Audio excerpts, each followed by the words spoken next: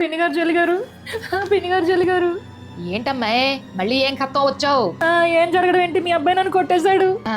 నువ్వు చెప్పినవన్నీ నమ్మి అబ్బాయిని నేను అనుమానించలేను.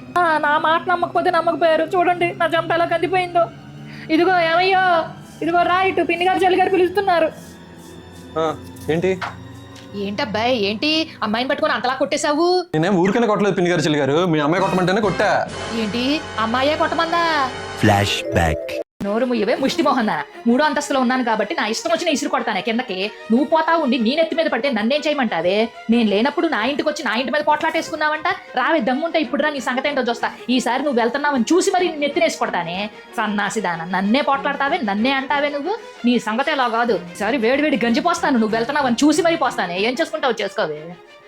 ఒసే తెల్లారు లేచినప్పటి నుంచి ఇంట్లో వాళ్ళతో బయట వాళ్ళతో అందరితో గొడవలేనా? అందరితో పులుసు పెట్టుకోవటమేనా? నేనేమైనా కావాలని పెట్టుకుంటానా ఏంటి? వాళ్ళే నా ముందుకు వస్తున్నారు గొడవ కావాలని చెప్పి. అయినా మీరేంటి నన్ను అడిగేది? ఎందుకే నీకు అంత కోపం? చిన్నప్పటి నుంచి అంతేనా? చిన్నప్పటి నుంచి నాకు ముక్కు మీద కోపం చాలా ఎక్కువే.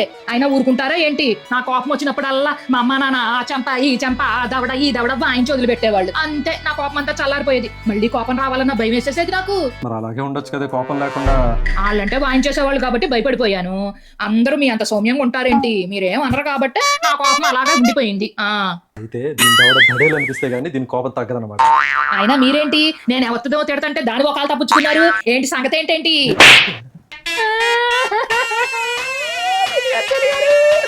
End of flashback. ఒక చెంపే వాయించి వదిలేసావే, ఇంకో చెంప కూడా వాయించాల్సింది. పిన్నిగారు జల్లి గారు.